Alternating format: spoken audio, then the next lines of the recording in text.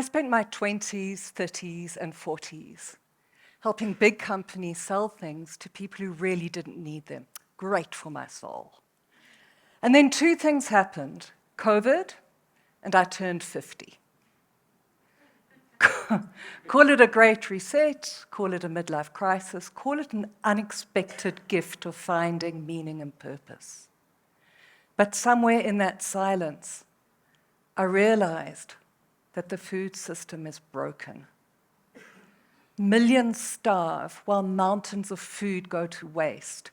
Power is concentrated on the few, and suffering is spread across the many. But it wasn't all doom and gloom. I realized that there are also thousands, maybe hundreds of thousands of tiny people, small organizations embedded in communities that are silently working in the shadows and fixing it. So we thought, at 10 Million Makers, we thought what would happen if we could get all these tiny people to work together. What a powerful movement that would be. And it was just as difficult as it sounds. Egos, blood on the walls, fight for resources, because after all, we're trapped in a scarcity mentality of our own making. But we're making progress. It's tiny stories, it's little bits. There's no empirical evidence, and I love empirical evidence. I'm a researcher by profession. I have no empirical evidence to prove this. But I have an overwhelming network of support. I have other people's stories to tell. And this story is about the people who are often overlooked, who are overshadowed by the big and the powerful and the well-resourced. People like Sammy from EnviroServe, right at the back there, who's changing the face of Tembisa. People like Zelda from Phenomenal Women, who's changing the face of Kliptown. People like Vuyo. Meadowlands will never be the same because of him. And now that I've mentioned three, I bet you I've forgotten many more that are in the audience. But AC. AC, where it all started. AC with Pimville. What we realized when we started off with AC is that informal is not illegal. Informal is a brilliant way of solving problems. AC needed a fence and came to me and said, 20,000, I need a fence. I need 20,000 for a fence. So we said, no, AC, what do you need? You need a fence. What about pallet wood? What happens if we get pallets together? Could you do something with that? Could you convince your community to come together and help you build a fence? And he said, of course I can. He'd reclaimed a dump site and turned that into a community garden, and everyone was prepared to pull together to build that fence. So that fence wouldn't have happened if Kevin in Sandton didn't have pallet woods he wanted to get rid of, and Thabo didn't have a truck he could lend us, or we weren't there to join the dots and make the connection, but we were. And we solved that problem with nothing other than networks, intelligence, and integrity, and it felt good. That brings me to the privilege, power, and responsibility.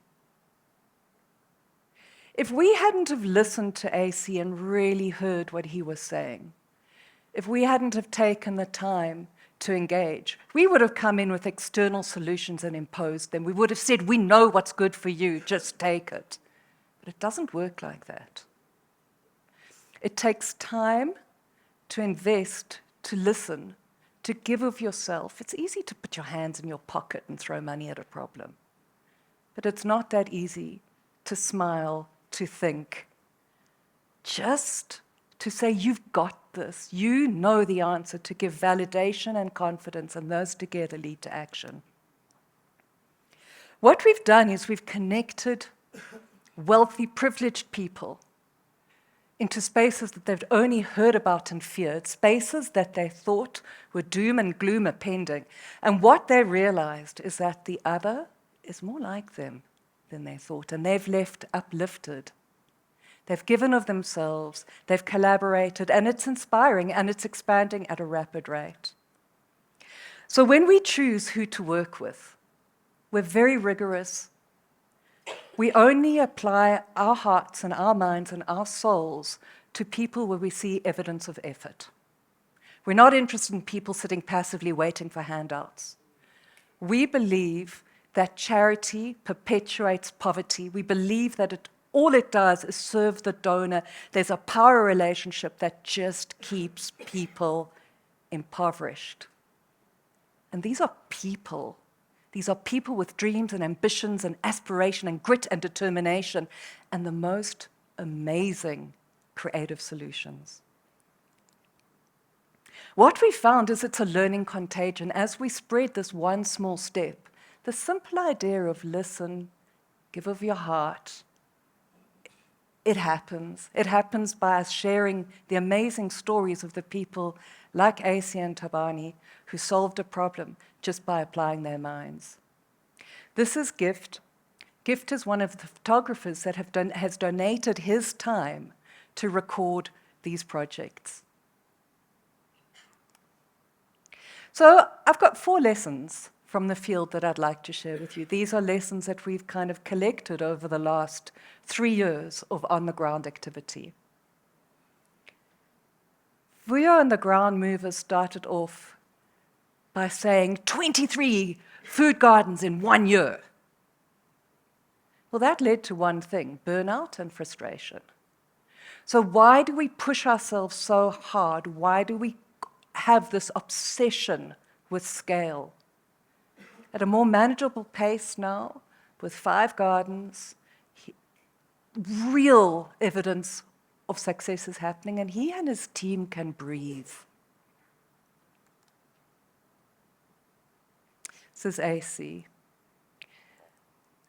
This is the end of the day when there's spinach left, and the spinach is donated to the grannies and the child-aided households. AC puts his hand in his pocket and gives of himself. And often we find it's the people that we look at from the outside and we say, you have the least, that give the most. But they're probably the richest in other ways. Zelda introduced us to Malumi. Malumi means uncle, and he is an uncle to his community. He's the neighborhood grocer. And what he does is he knows each person who buys from him, and he knows if time is tough. And he'll extend credit because he knows these people need to eat. And during the looting in 2021, the community pulled together to rebuild his looted shop. It was never his intention to build that social equity, but just by being who he was, it happened. So credit is more than just cash. The other thing that we realize, and we don't understand why this happens, but if you think of the pure economics of it, if you grow where you live and sell where you grow, your profit will be huge. You're cutting out the middleman, and you're selling at 3 times what you would if you sold to the supermarket. But every farmer we meet says the dream is to sell to the supermarket. I won't mention which one because I don't want to give them free advertising. We want to sell. Why? Because I've made it. So what they're doing really is feeding egos and not stomachs. If you sell direct to where you grow, you get more, and your neighbor, the people you sell to, the people you live with, your neighbors, pay less for fresher produce that's healthier.